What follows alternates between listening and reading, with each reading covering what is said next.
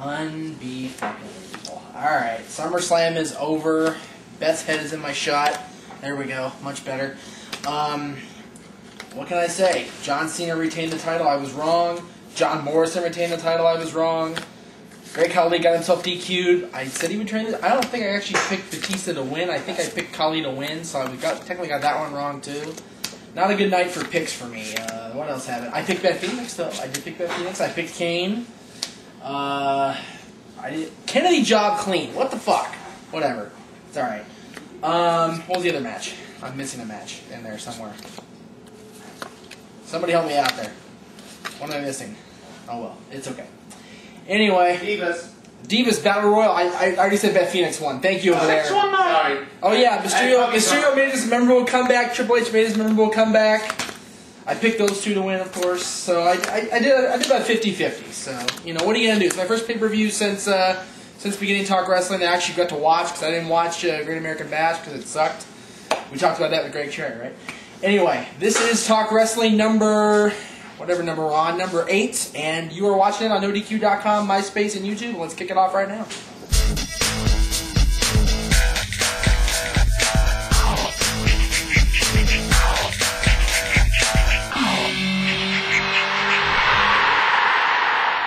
Alright, here we go. Episode 8 of Talk Wrestling here on NoDQ.com or MySpace or NoDQ CAW's YouTube page.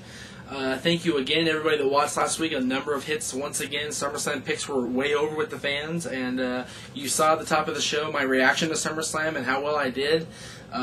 So yeah, we're moving on Unforgiven now, and No Surrender coming up for TNA. Let's just get right into your questions. I don't even want to waste any time today. This is from a guy who calls himself "My friends and family are all I'll ever need." Me and my friends do backyard wrestling, and we've watched other backyarders, and I personally think we are the best backyarders in the world. But I want to know if there's a way for me to pursue my career in wrestling, because I hope to become at least an indie wrestler, because I love what we do, and I love the fact that we do it. I've been waiting for a question like this for a long time. Thank you very much for being the one to do it. Backyard wrestling is a joke. I think that backyard wrestling is very, very foolish, very, very silly. I think that anybody that does backyard wrestling needs to have their head examined, and that includes somebody behind the camera, because he used to do it. I remember. I watched the tapes. I saw it. Him and Nagel and Austin and everybody. I saw it. It was crazy. They're nuts, and I think anybody does it now is nuts. If you want to pursue a career in wrestling, go finish college first. Finish your education. Go to wrestling school afterwards. Go to a credible wrestling school like a Dory. It doesn't say where you are in the world, but if you're in Florida, go to see Terry Funk's brother, Dory Funk Jr. Go to OVW. Go to Florida Championship Wrestling. Go to a credible championship wrestling school and get your education done the right way. Don't sit there and wrestle around your backyard with light tubes and freaking steel chairs and thumbtacks and all that other bullshit. Go to a real wrestling school, but get your education done first. That's the key in anything in life, is to have an education to fall back on, because wrestling is nothing for certain, ever. This one's from Jason Gallegos. In your opinion, who is the best wrestler in all the top brands? Raw, SmackDown, ECW, TNA, as well as Ring of Honor.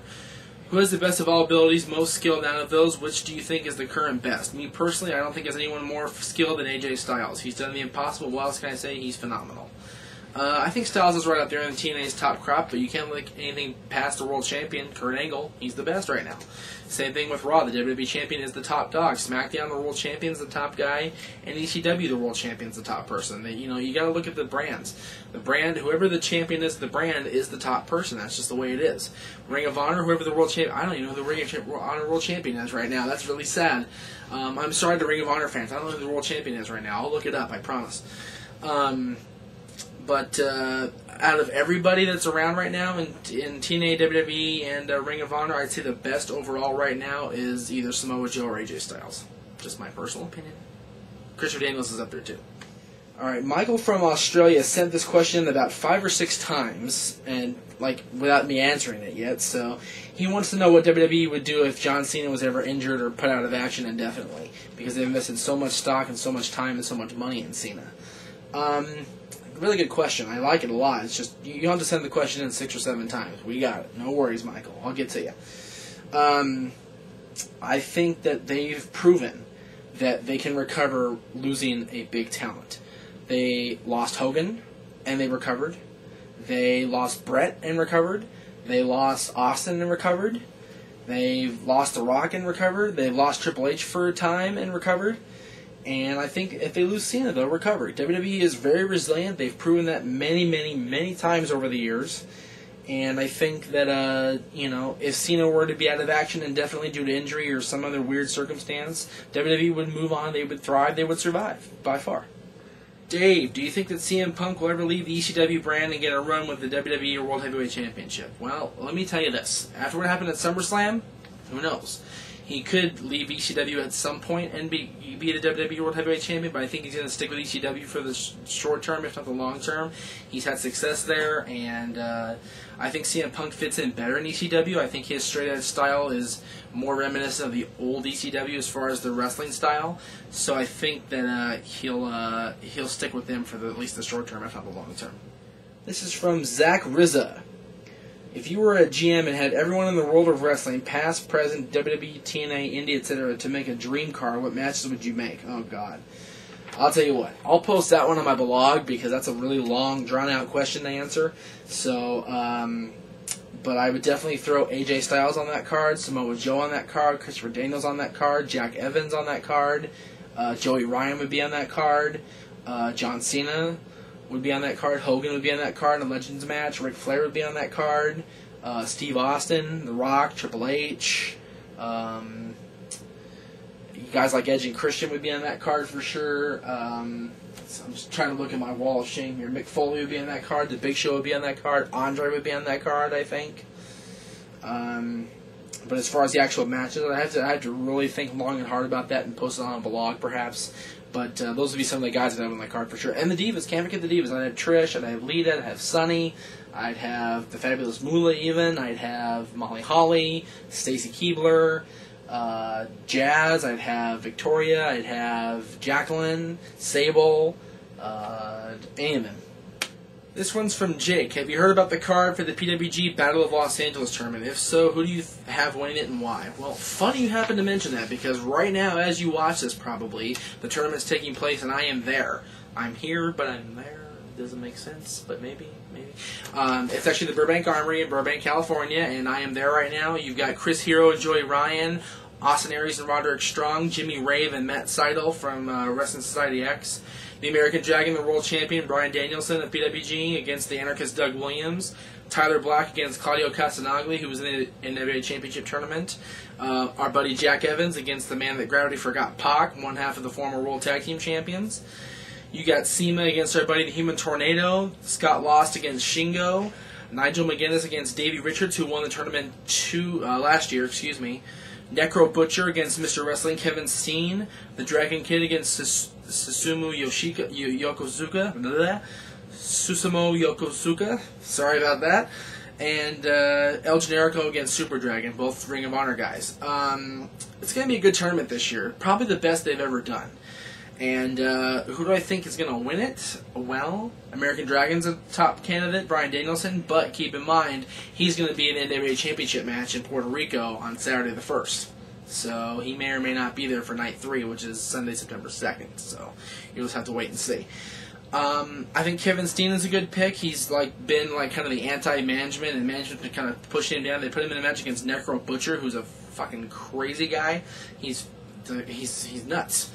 And I think that Mr. Wrestling's going to have a tough test ahead of him. El Generico's another good pick. He's one of the half of the World Tag Team Champions. Super Dragon's Dark Horse. Joey Ryan is always a good pick. Joey Ryan has kind of been battling his way back to the championship. This would be a good way for him to get a title shot because you get anything you want if you win the Battle of Los Angeles. So out of all those guys, I have to go with probably, I'm going to say either Jack Evans or Scott Lost. That's just my personal pick. Alright, this is from Christopher. I wanted to ask you if you think the ECW originals are getting shafted, because here is my theory. First off, WWE went away from the ECW style, which is get it done any way you want to, or as Taz like to say, it's all good in the hood. Next is Balls Mahoney. He was good in ECW and was known for swinging chairs hard enough that bent the chair beyond the point of being used again. Third is Vengeance Night of Champions, where the WWE title match was challenged by all those on Raw who were former world champions. Well, in the supplemental draft, Sandman went to Raw, and he is a 5-time ECW World Champion. If Sandman wasn't in, the Bobby Lashley shouldn't have been either, for his only world title was in ECW. If they were planning this for the ECW originals all along, the WWE should just kept the annual one-night stand an annual event and not a brand extension. Well, I agree with that anyway. I think ECW one-night stand should be a one-night event only and not a brand extension. I think ECW has proven that they're not the ECW of old. I think that it's a extension of WWE. That's exactly what the brand extension is. It's an extension of the WWE brand. And they've extended their brand name around the ECW brand and changed it. I think that keeping it one night stand just ECW would have been a much better concept for them. It would have made them more money, I believe, because they're not making any more money. They're not drawing any better ratings by having a third brand, I don't think. And I agree with you. It should have been an annual event only, not a one night thing only, and not a brand extension. Good question. Thank you. This one is from Anthony. What are your thoughts on Marcus Corvon? It's now been a few weeks, and I heard they said he had a family thing to deal with, but he hasn't been back on TV. Do you have any idea what could have happened? He is dealing with the death of the family at the moment, and the family is coping. They're recovering, and it's a very trying time for the Brown family. Monty Brown's his real name, for those of you that don't know. And I think that he's going to take the time that he needs and the time that the family needs for them to fully heal and to get past this. And I think that once he gets past this, he'll be back on WWE TV with open arms. He'll be welcomed back with open arms. Thank you for the question. I don't really know all the details, but I do know that he's taking the time that his family needs for him to be there, and rightfully so. This is from John O'Brien. What do you think of William Regal as the new Raw General Manager? I think it's a bad idea. I think I mentioned this on the show previously, but I could be wrong. Regal is better off as a wrestling talent. He's better off in the ring. He's a tremendous mat wrestler, tremendous skill technician. I think he's better off performing in the ring every night instead of... it could be he may be getting a little bit older. He doesn't want to do that anymore, which I understand that if that's the case. But I think Jonathan Coachman, as much as I dislike Coach, I've never been a big fan of Coach, but he started to grow on me. I'll admit it. He started to grow on me as the interim general manager. I think he should have remained in that permanent role. I think he made a great GM, and I think he could have stuck around longer as the general manager instead of just being Mr. McMahon's assistant and trying to help him find his illegitimate son. But that's just me. I don't know. This is from the Wizard of Odd. Where can one find good wrestling near LA? I'm in Los Alamitos. PWG. In Burbank right now. ProWrestlingGorilla.com. You can check them out. There's also Alternative Wrestling Show at AlternativeWrestlingShow.com. There's UPW when they run, UltimateProWrestling.com. UPW.com. There's a number. The best place to go is to SoCalUncensored.com. They have a list of all the SoCal wrestling venues and the promotions. They're a great place. SoCal Uncensored is a great source. You can check out the PWG results, by the way, for the tournament at SoCalUncensored.com. This one's from Robin. Do you think Evolution will ever come together again? No. I think that Evolution's time is done. They're on separate brands now, most of them. The two of them on Raw, two of them on SmackDown. And Randy Orton's doing just fine on his own. We've seen that. Triple H is doing just fine as a member of DX or on his own. And Flair and Batista are doing just fine by themselves on SmackDown. Evolution was a 2-year run for them, essentially. And I think that they're actually 2 years? Actually more than that, like almost 3 years. But Evolution's time has come and gone, much like the Horsemen's time has come and gone, much like the NWO's time has come and gone. And even DX, I'd say. Evolution was a great stable, no doubt about it. They were a great faction, but I think that their time is in the past. Carnage Bagels. Uh-oh, Bagels Rift. Uh-oh. Do you think Axl Rotten could ever make it big in TNA or WWE? Why or why not? I think you need to look no further than the fact that he was part of ECW One Night Stand 05, but not 06. I think Axl is a great talent. I think Axl's a hell of a hardcore wrestler, but he fits into the strictly hardcore style. He's not really a good wrestler per se.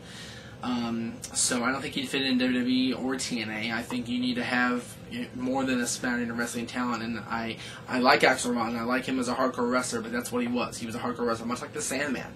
They're both, they fit into that hardcore style. They're not really just, straight technical wrestlers, and I think that's going to be Axl's downfall if he wants to get a job with either company. Thank you very much to everybody that submitted questions. However, go back and watch the other 7 episodes. I beg of you, please, because we're getting a lot of repeats that I had to delete. And I still have over 100 questions in my inbox that I have to go through. So if I don't get to your question, I will. But it's very, very hard. I have a job full-time during the week, and I've got a lot of other things going on. No more Rocky Horror. They kicked me off the cast. But I have a lot of other things going on, and don't forget to check out NoDQ.com and MySpace.com/Jeff Meacham and YouTube under the username NoDQCAW. Don't forget to check out ProWrestlingGuerrilla.com for the Battle of Los Angeles information. If you're not already there, probably missed the first night, check out night 2 and night 3 of the tournament. I'm going to be there. Come out and see me, say hi. Ask me my thoughts on the tournament so far. And we will see you next time for episode number 9 of Talk Wrestling. Bye-bye.